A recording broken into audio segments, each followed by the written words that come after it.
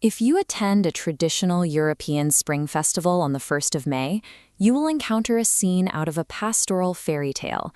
Dancers weave pastel ribbons around a towering wooden pole, celebrating the warmth of the new season. But if you stood in that exact same village square just a few hours earlier on the night before, you'd be surrounded by roaring bonfires, loud drumming, and people wearing terrifying wooden masks. To a modern observer, these events look like unrelated holidays. One is a bright floral community dance, and the other looks exactly like Halloween. Yet these contrasting extremes are two halves of a single continuous ritual, a tradition that stretches back 2,000 years. The joyful ribbon weaving of the maypole only exists because of the terrifying darkness it was built to defeat.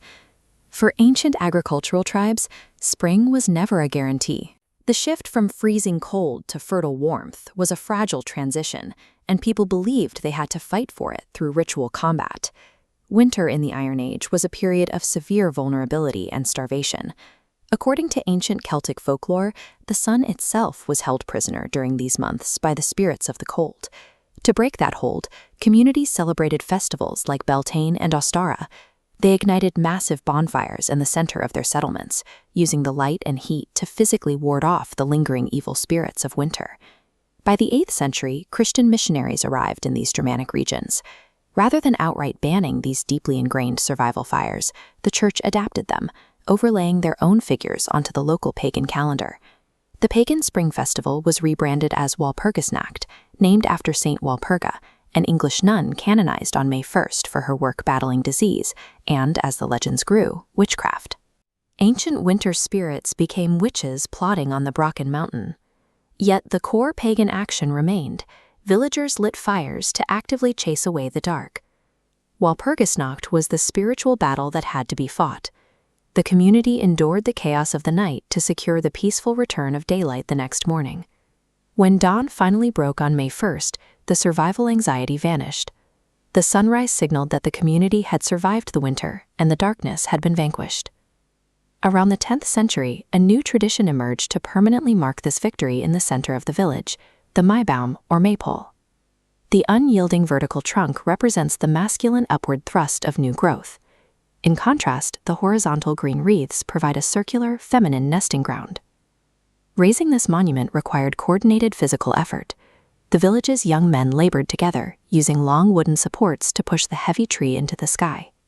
Once fully raised, the maypole stands as a victory monument over the winter frost. By combining these masculine and feminine symbols into a single structure, it forms a visual promise of new life for the village. With the pole secured, the focus shifts to the maypole dance. This is an interactive, mechanical ritual of weaving performed by the community. Two rings of people move in opposite directions, passing inside and outside one another. Mesoshin tightly intertwines the ribbons, binding the season's energy. Then the group reverses direction. Moving backward through their previous steps, they flawlessly unwind the ribbons to their starting position.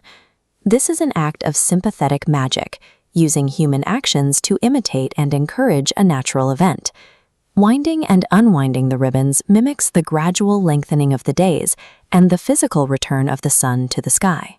While we no longer fear that the sun is trapped by winter demons, the psychological weight of the colder months remains real. Winter still brings physical isolation and a sense of seasonal stagnation.